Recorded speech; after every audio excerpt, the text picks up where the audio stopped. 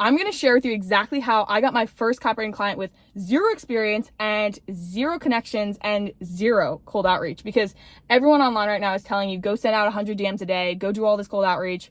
And I didn't do any of that. And I think it was a benefit because I didn't know about all these copywriting gurus online. I didn't really know about the make money space. I wasn't watching all these people on YouTube.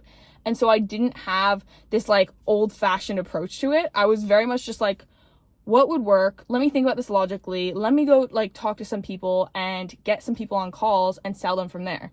And so I'm gonna share exactly what I did in a very condensed video. I'm literally in my car right now because I'm like, my parents are getting ready to go out to dinner with me, and I had a couple minutes. I'm like, let me share this story, because looking back, it's actually kind of insane how it all worked out. I didn't even know what copywriting was 1 year ago.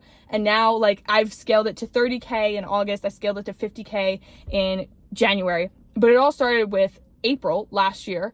I was so annoyed that I'd quit my job and I still hadn't made any money online. I tried e-commerce, I tried like drop shipping, I tried coaching. I was like trying all these things and nothing was working because I didn't know what the heck I was doing. And so I looked at copywriting as just a way to make a couple $1,000s a month. I didn't think I could do anything crazy with it.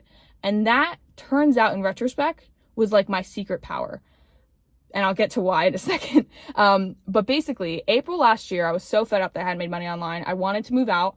My family is amazing. I love them, but I wanted some freedom. I wanted to go across the country. I wanted to go experience different things, go like travel, network, all that. And so basically what I did was I went through everyone that I knew that was an entrepreneur through like my parents' network. So I started there. I went through like their connections, everyone that I had talked to that was like my parents' friends that were like, so I knew a couple entrepreneurs that were like friends of my parents.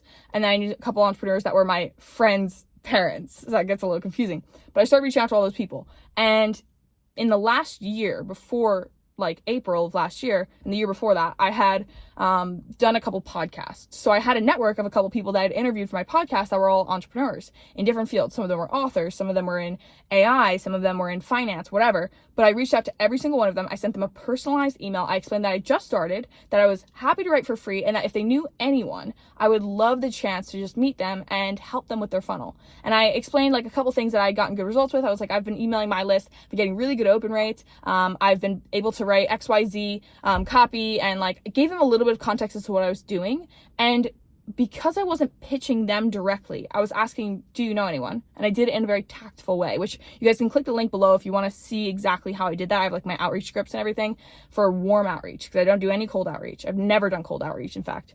And so basically I would just send them an email, and I'd say about 60% of them replied. And of those 60%, a good portion of them actually wanted copywriting for themselves. So they'd reply and they'd be like, this is so cool. We actually need a copywriter. And because I was new and I didn't try and hide that, I was like, literally like, I know I'm brand new, but I'm going to work harder than anyone you know, because I'm trying to prove something here. That worked out in my favor. Now, like I said before, I knew copywriting was not going to be the thing that I ended up doing 10 years from now. It wasn't going to be the thing that made me a millionaire. But in my mind, it was just like, this is how I can move out right now, and then I'll figure out what's going to make me a millionaire. And so every time I got on those sales calls, I wasn't like begging for a sale. In fact, I didn't even care if they bought. I was so like nonchalant about it because I genuinely was still trying to build all these other businesses on the side, and copywriting was just that thing to get me through, to get me to the point that I could move out. So yeah, I got on these sales calls. I started booking sales calls. And what also happened was those people started sending me people, because they're like, wow, like Patrice is like building something here. She's asking if I know anyone. And I did it in a very tactful way. So that helped send referrals from their network. And then this is the second thing that was key. As soon as I started getting sales calls booked, I had about like hypothetically 10K that would process if I closed everyone. So I saw those sales calls. I was like, okay, I've got a sales call Tuesday, sales call Wednesday, sales call Friday, Saturday, and 2 on Sunday. Cool. If all of those closed, I'll be making like 15K.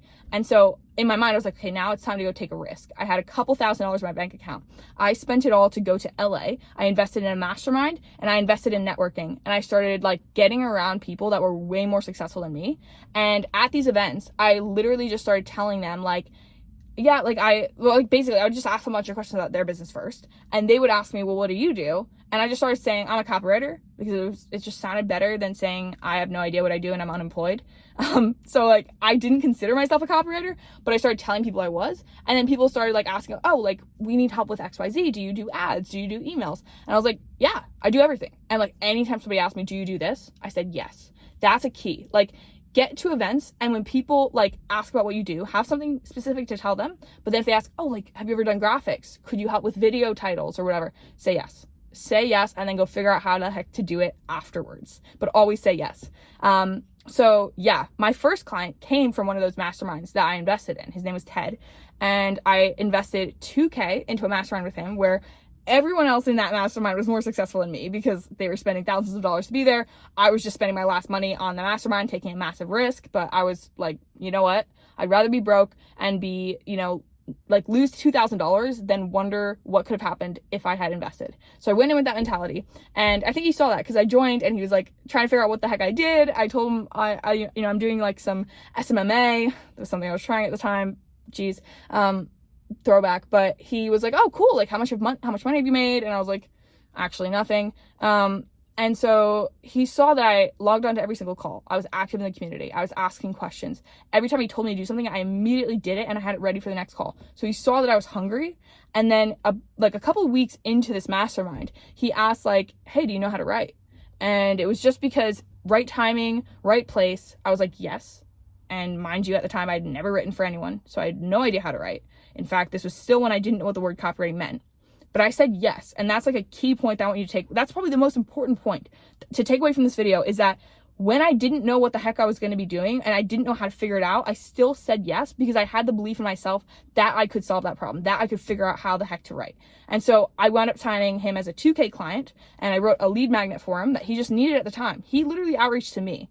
And then from there, he sent me clients because I did a really good job. So I over delivered. $2,000 is like really, really low ticket as a copywriter for the amount of writing. I wrote like 200 pages for him.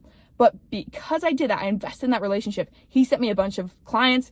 It kind of just, became a word of mouth funnel from there. I've never really ran ads. I've never gotten a client from cold traffic. I just like rely on the reputation I've built and the results I get my clients. And I work with like really cool people as opposed to trying to outreach to 1,000 people and have like 25 clients and get them mediocre results. I'd rather work with 5 people. So if you're a copywriter, take note, like work with 5 people, work really high ticket, get them really good results, and then just build off referrals.